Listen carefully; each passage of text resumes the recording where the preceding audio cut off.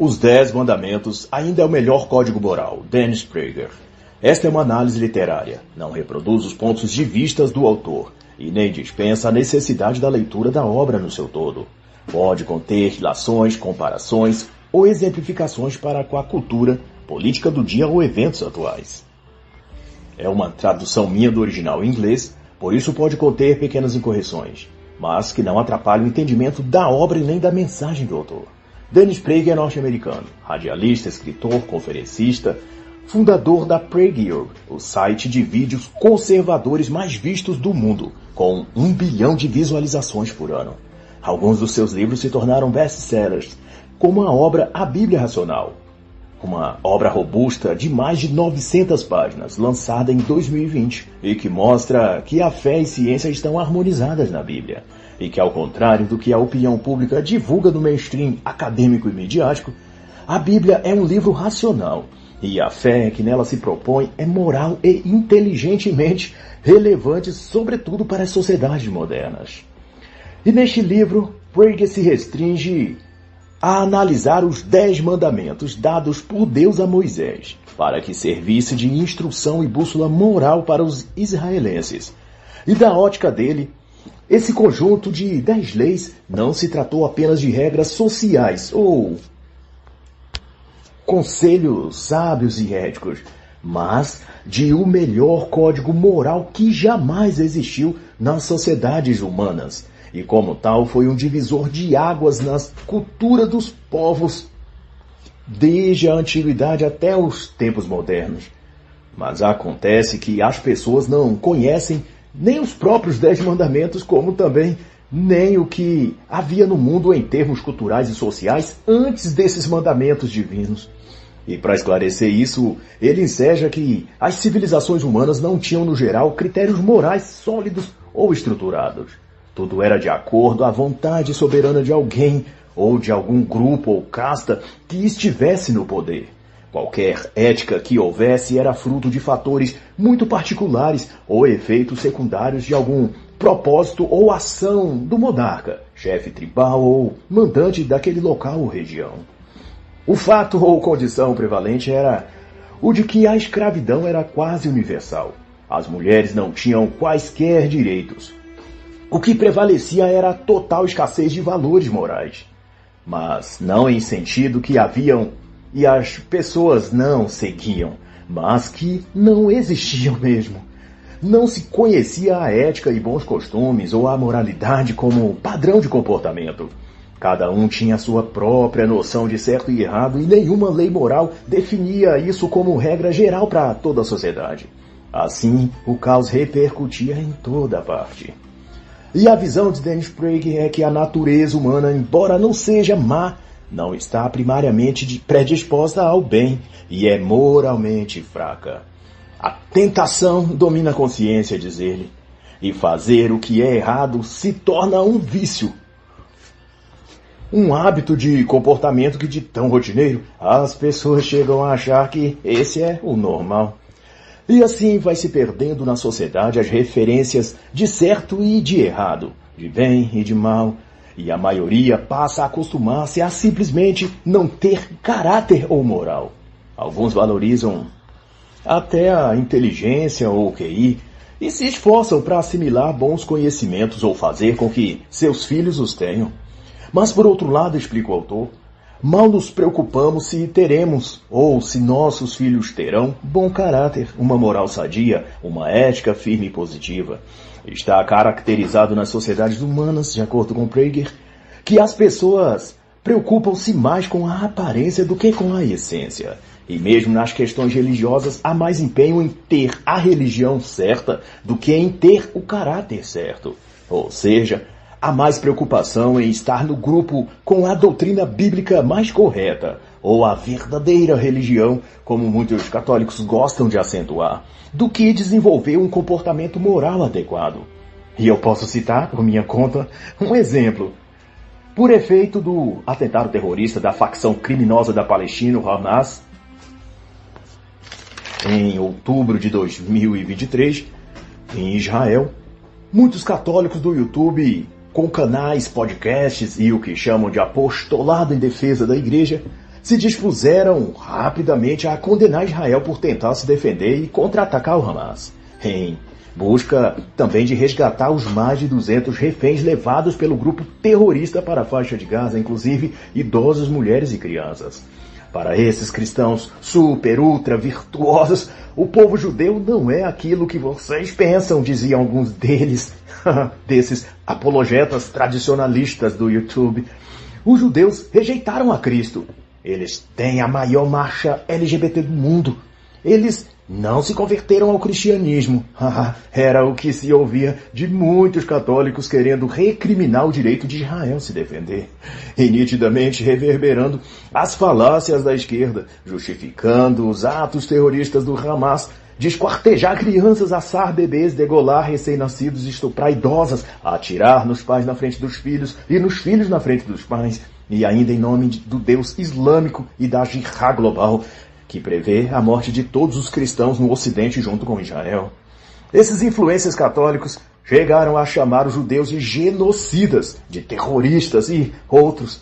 Eu mesmo ouvi alguns dizerem isso, de judeus desgraçados e outros palavrões mais, externalizando o que Dennis Prager denuncia aqui, de que há muitas pessoas mais preocupadas em estar na religião certa do que agir com retidão moral. Há mais religiosos interessados em ter a interpretação correta da Bíblia do que em viver o que está escrito nela.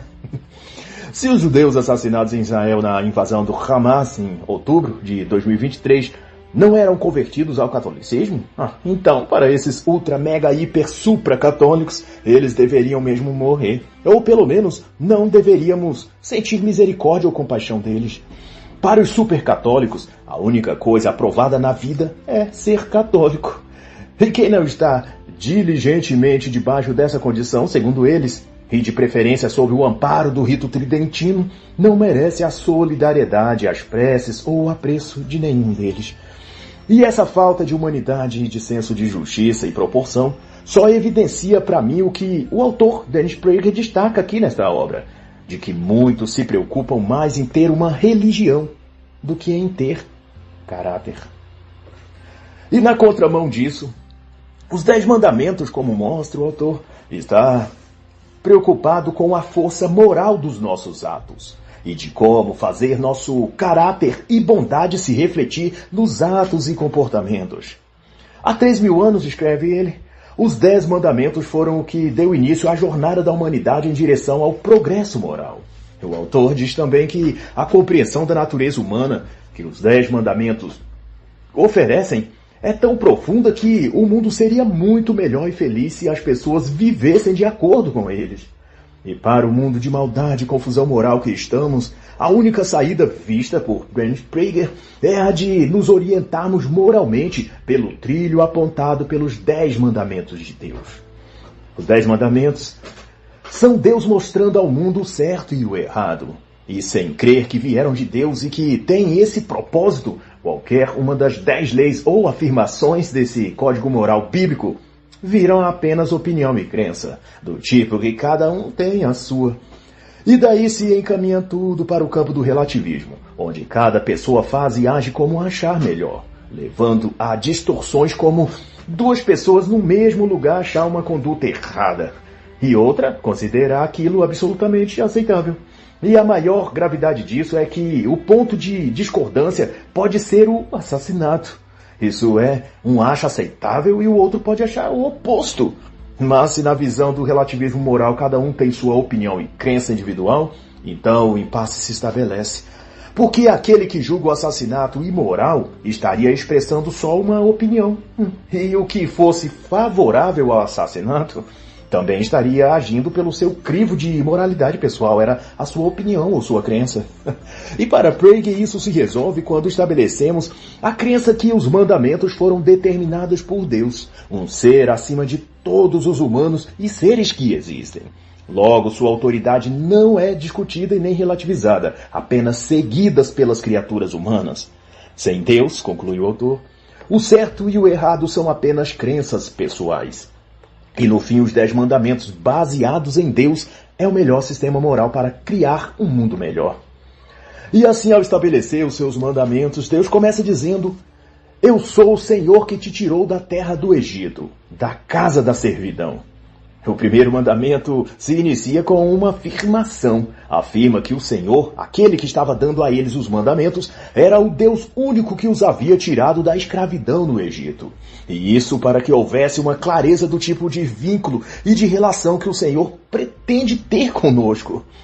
Prager enfatiza que até ali, em toda outra cultura ou nação, os deuses desses povos exigiam muitas obrigações aos seus súditos. Já o Deus de Israel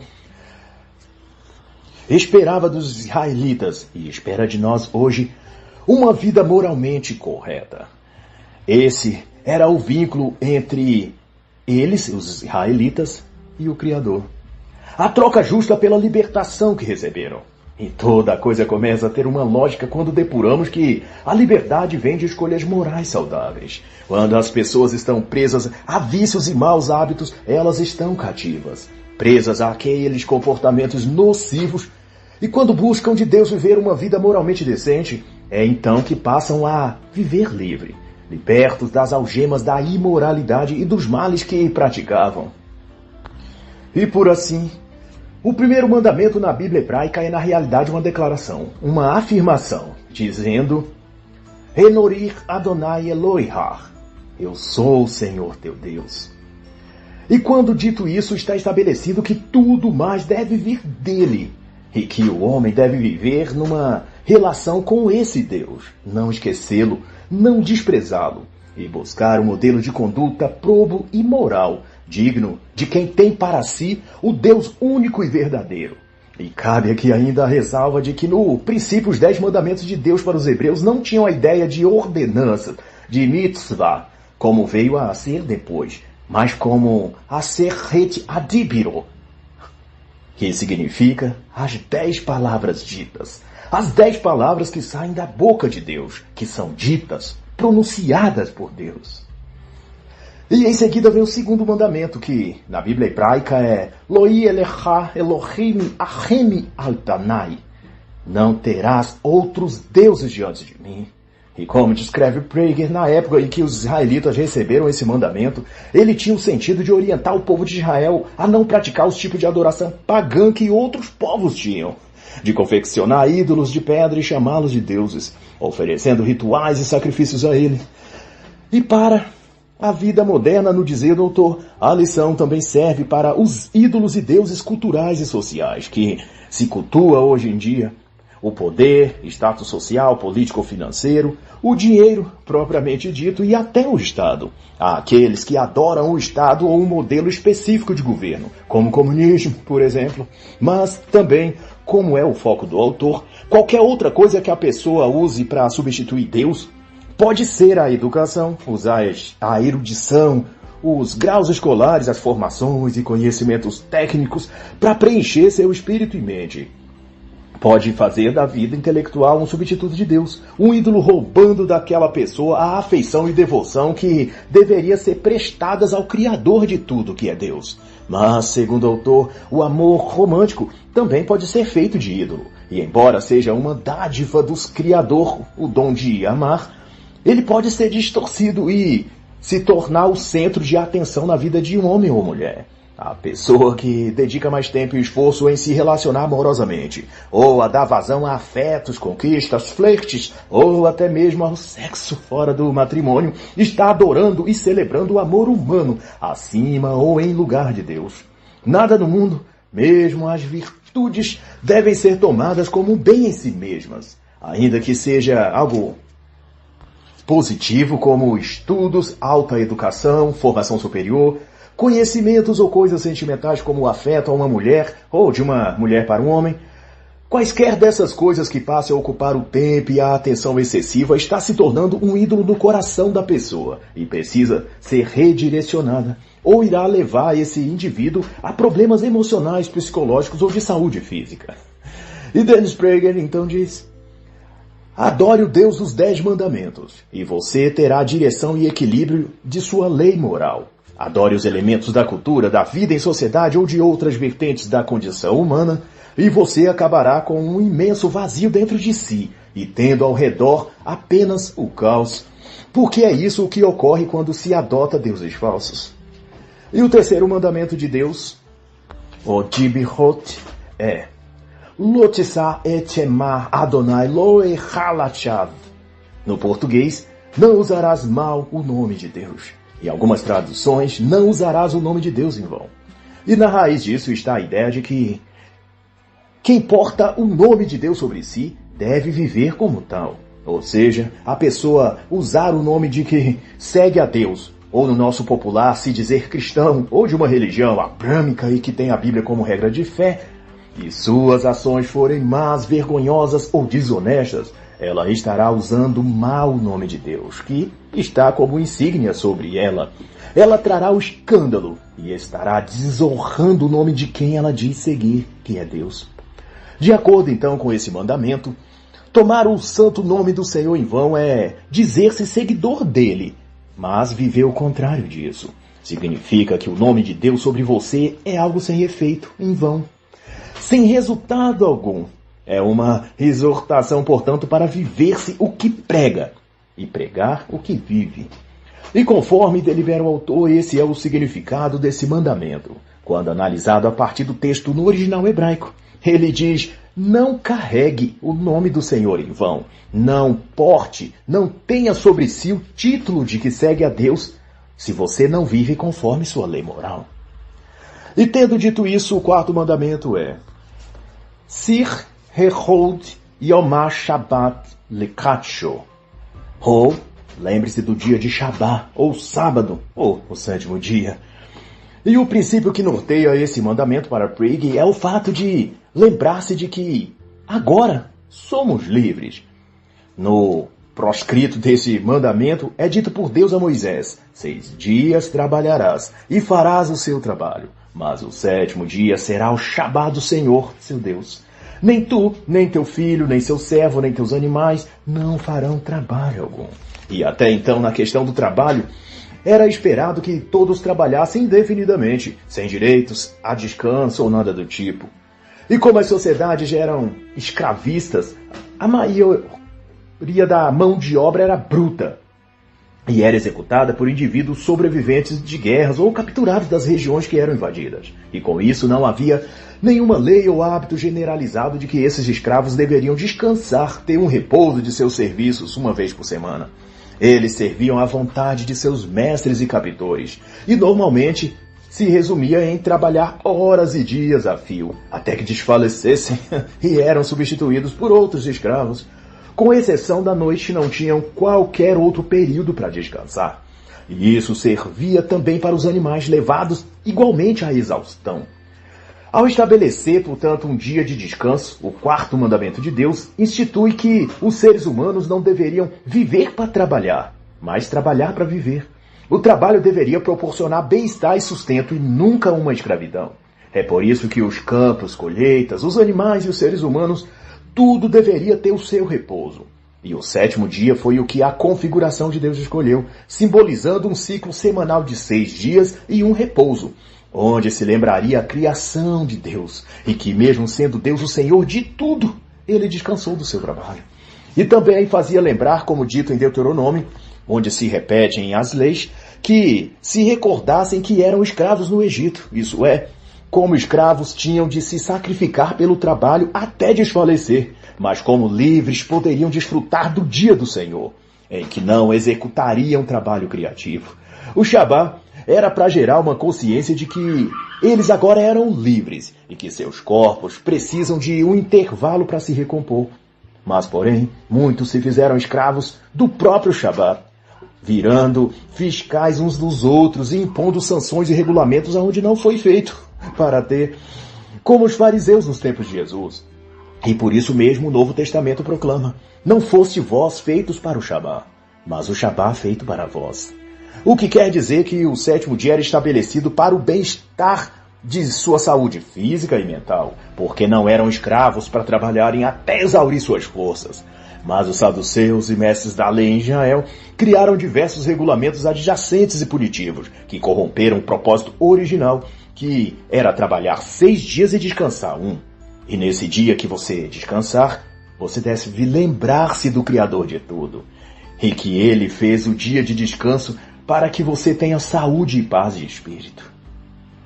Já o 5º mandamento diz: Kabed et avicha, ver et mecha lemanha, ri roya mecha alecha dama, ashikhe Adonai Elohiche notelecha.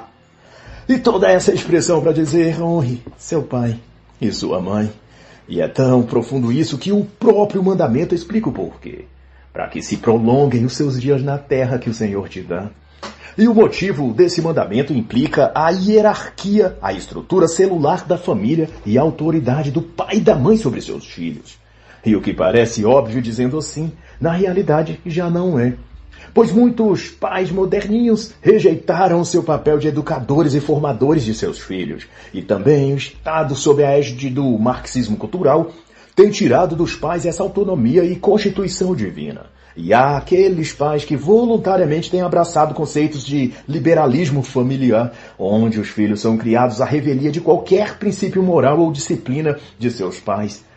O que faz com que esses filhos não desenvolvam o hábito e dever de respeitá-los e de honrá-los. E o resultado é a desordem na família e o esfacelamento da fibra moral que conduziria-os para o bem-estar que Deus gostaria que vivessem.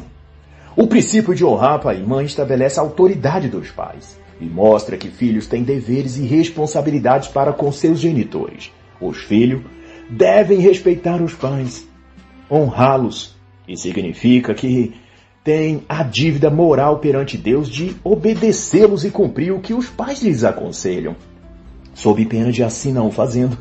Todo outro caminho que eles escolherem não prosperará, porque esse filho que desonrou o pai e a mãe estará sob a sentença de maldição.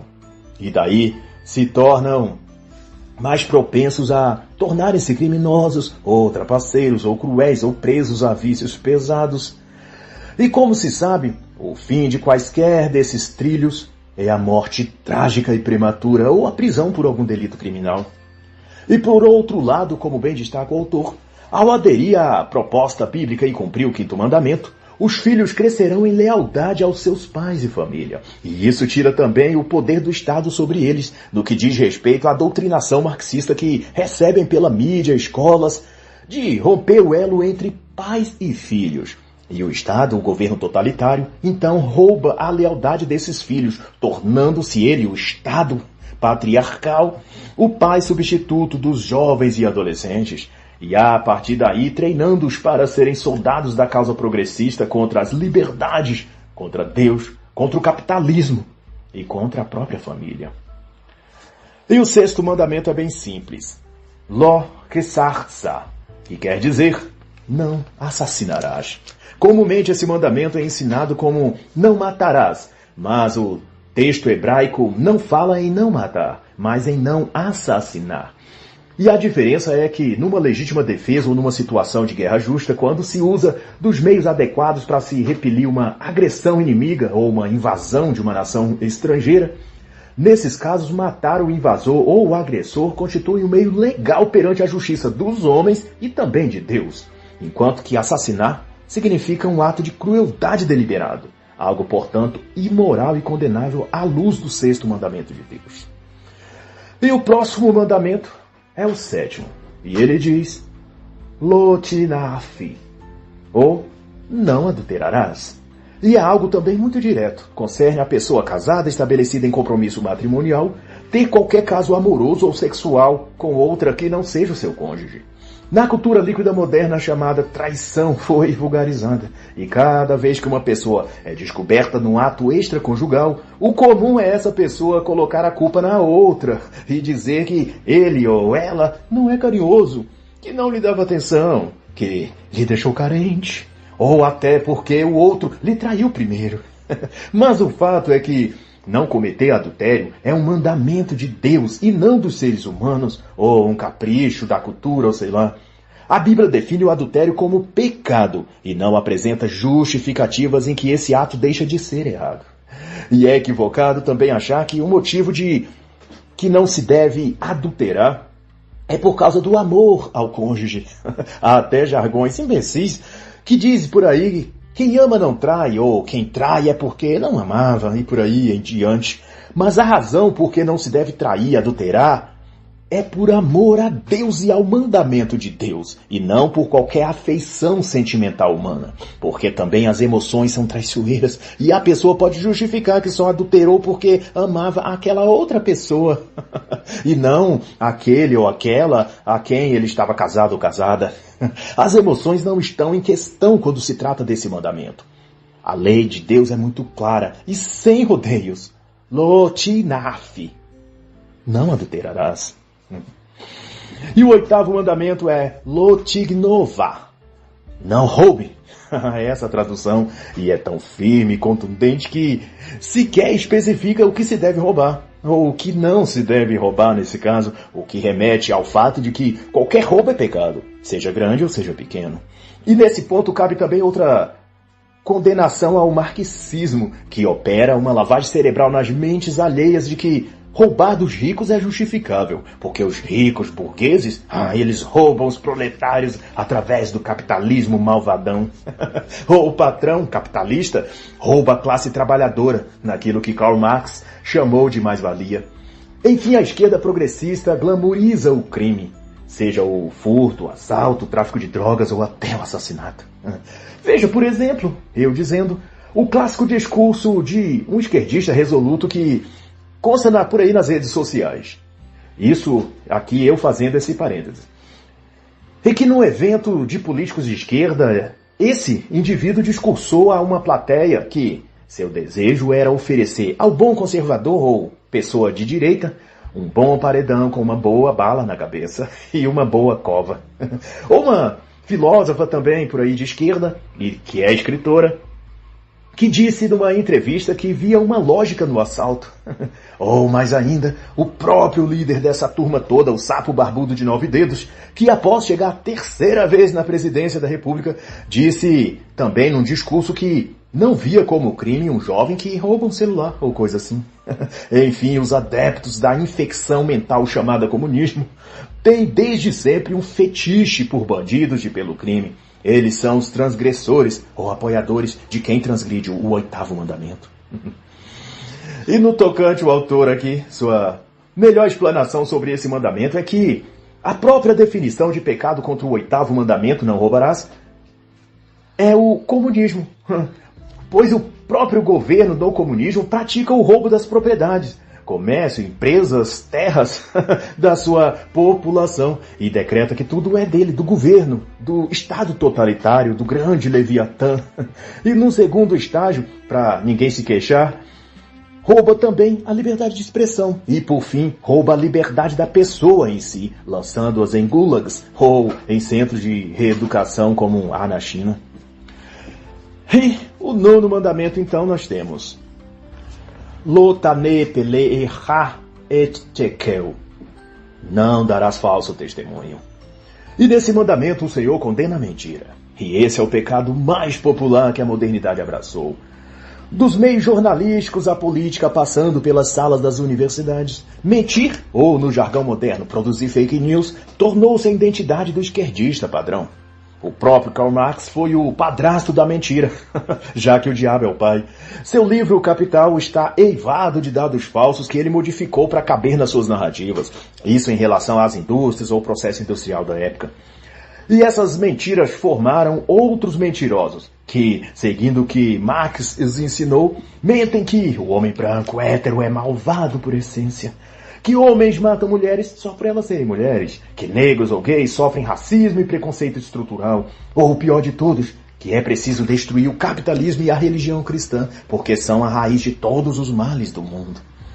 E essas ideias têm o poder de irradiar o caos e fazer o mundo virar um manicômio, como de fato está ocorrendo. Ao dizer para não dar falso testemunho, a Bíblia também está afirmando que se deve prezar pela verdade. E para Prager, isso é porque nenhuma sociedade pode sobreviver se desprezar a verdade. Onde há mentira, não há justiça. É por isso que há tantos criminosos soltos e impunes cometendo por aí seus delitos e infernizando todo mundo. É porque, para ele estar solto, houve um advogado ou um promotor público ou um defensor mentindo para livrá-lo da condenação perante a corte e tribunais. Houve algum juiz e magistrado também mentindo para a população, dizendo que não enxergou o crime na conduta daquele réu. Ou que a abordagem dos policiais ao prender aquele meliante foi indelicada. Ou qualquer desculpa assim. Em qualquer ato de corrupção, desvio de dinheiro público, fraude eleitoral, ou bandidos soltos, ao invés de presos cumprindo pena, em todos esses casos, houve na raiz deles uma mentira que desencadeou todo o caos. Por isso está dito que o diabo é o pai da mentira e enganador desde o princípio. E o falso testemunho é o apêndice da mentira, o anexo onde Satanás mora dentro da mente de quem pratica a mentira. E assim o 10º mandamento é: Lo tamod beit rehahar. Não cobiçarás. Em algumas traduções diz, não cobiçarás a mulher do teu próximo, mas no que assevera o texto hebraico, trata-se de não cobiçar seja o que for. Isso inclui a mulher, o marido do próximo, a casa, os bens, etc. E uma cobiça muito difundida nos tempos atuais de redes sociais é a cobiça pela felicidade alheia. E ninguém que frequente as plataformas de mídias sociais como Meta, Instagram, X ou outra qualquer, está imune do pecado de cobiçar a felicidade do próximo. E isso é também um engodo e armadilha psicológica. As pessoas tiram as melhores selfies dos aparentes melhores momentos de sua aparente perfeita vida e logo um monte de curtidas e likes são ofertados, seguidos do sentimento de inveja, que sempre acompanha a cobiça. Por tudo aquilo que a pessoa parece ter, um casamento feliz, uma casa boa, uma renda financeira elevada, filhos obedientes e felizes, e toda essa maquiagem social que as pessoas tentam vender em suas redes digitais, vem com o carimbo de uma grande fake news, mas cuja produção de marketing desperta naqueles de espírito enfraquecido os sentimentos de cobiça, de desejo rancoroso não apenas dos bens materiais que aquela pessoa exibe, mas principalmente da felicidade que ela parece sentir e expressar nas fotos com rostinhos sorridentes nas redes sociais, ou naquelas imagens do churrasco em família, da viagem perfeita, da confraternização tão legal. Há uma cobiça pelo que é material, mas também pelo que é imaterial. As sensações de alegria e o prazer que as fotos e vídeos viralizados nas redes sociais parecem mostrar. As pessoas têm uma demanda por sentir coisas, prazer, êxtase, libido, alegria ou euforia, paz de espírito, e quando veem isso sendo demonstrado em fotos no status do WhatsApp, nos shorts do YouTube ou na timeline das redes digitais, ficam deslumbradas e passam a cobiçar aqueles sentimentos e sensações. Mas o que não se dão conta é de que tudo aquilo não passa de um teatro montado para amenizar a frustração e vazio delas próprias. Daquelas que postam a felicidade perfeita no Instagram ou a vida familiar dos sonhos no TikTok. É só um mundo de fantasias sociais, um baile de máscaras que se tornou o Meta ou Instagram ou TikTok, onde cada usuário procura a melhor máscara e desfila pelo baile expondo seu rosto de palhaço sorridente. Mas quando desligam o Wi-Fi, retiram suas máscaras e choram amarguradas, porque no fundo sabem que estão só interpretando um personagem. O que elas querem é o afago, a aceitação, a atenção, os elogios e a admiração dos outros. E para conseguirem isso, se apresentam aos seus seguidores, aos membros de seus canais no YouTube, aos inscritos de seus perfis no TikTok, como portadores de uma vida feliz. Mas as mesmas pessoas que lhes dão like também lhes enviam setas de cobiça, e a cobiça gera mágoa e rancor, e toda essa energia também é dada de presente ao homem ou à mulher de máscara sorrindo na selfie perfeita do Instagram. E tanto um como o outro terá de compartilhar os efeitos dessa energia ruim que circula entre eles. E a sabedoria divina então recomenda Lo dar modi beit reerrar, que é o 10º mandamento. não cobiçarás. E para finalizar, o autor diz: Deus é bom e exige que sejamos bons. E essa é a única crença que nos permitirá construir um mundo bom. E ao invés de um texto bíblico, como sempre encerro, desta vez eu vou dizer: Am Israel Kai. Shalom Adonai.